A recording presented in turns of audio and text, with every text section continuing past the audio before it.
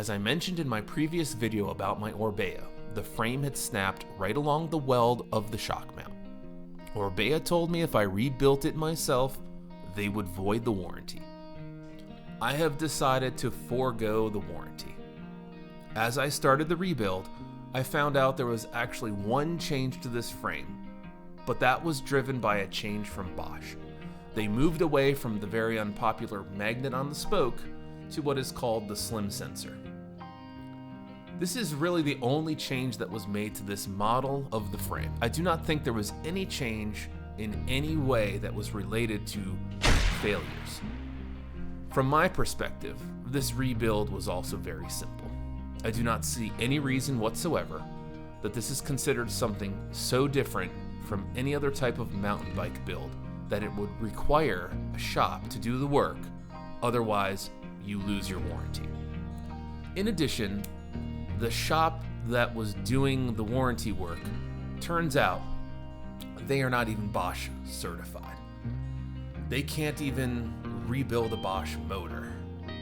So I really struggle with the concept that they have to rebuild the bike.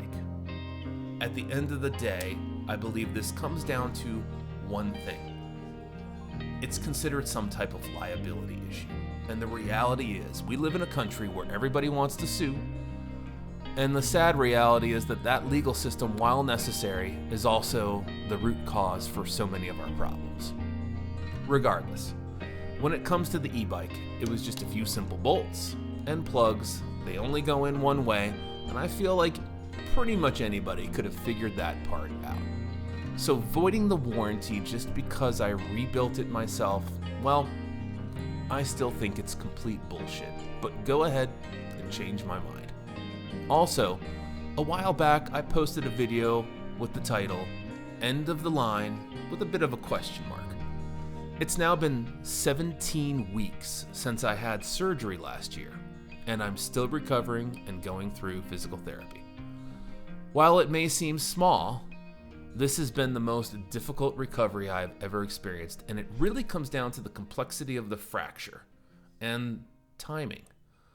As it turns out, the specialist was on vacation at the time of my injury. It needed a little bit of a specialist because of the type of injury, and hands are very complicated. Because of the extended time, the ligaments really got relaxed, which has made the recovery time extend dramatically. For a good stint, I felt as if I was stuck in a rut, and even though I was working extremely hard on the recovery, for a period of about 7 weeks, there was very little improvement. Recently, I've gotten over that, and there was a great amount of improvement in a short period of time. So I've had a little bit more of a positive attitude towards it, and the question still remains though, will I ride again? And I've given that quite a bit of thought since I've had so much time to dwell on it. When I started mountain biking back in 2015, I fell in love instantly. I started on the incorrect bike. I went to a shop.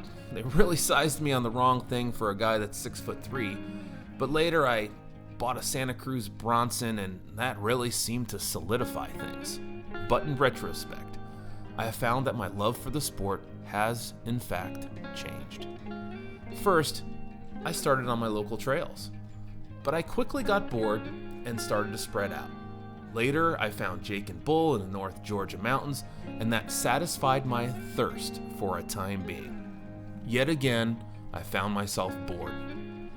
The group of guys I was riding with started taking trips out to Pisgah on the weekends or long camping trips with multiple days of riding. And eventually we did a trip in 2017 where we went all over trails on the southeast and camped. It was fantastic and really a beautiful time.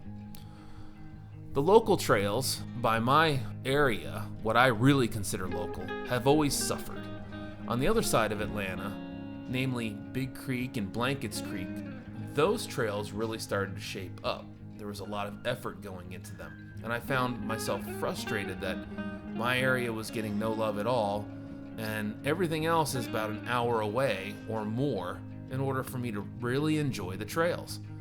And I started to figure that we're generally driving between 1 to 3 hours to go mountain biking. And even then, eventually, these trails started to become boring, and they were less exciting. Then we started taking other trips, and in 2021 and 2022, we went out for 5 weeks in each trip to Colorado, and those trips were extremely exciting. The downside is that when I came back home, I had little to no desire to get out and ride, almost as if all my enjoyment for the sport had disappeared. In general, I began to think that it is, number one, prohibitively expensive to keep this up. So at this juncture, I'm still not sure what's in the cards.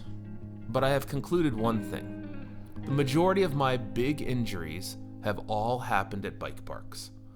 So I think I'm kind of done with riding bike parks as a general rule. The other reality is that a crash like this can happen at any time. I crashed on a simple drop going too slowly. Mostly because I wasn't even really paying attention to where I was. I had crossed over a section of trail where there was a road going into another trail. I was kind of questioning, where am I? And not even really paying attention to the trail, and then all of a sudden there was this drop and I was going too slow.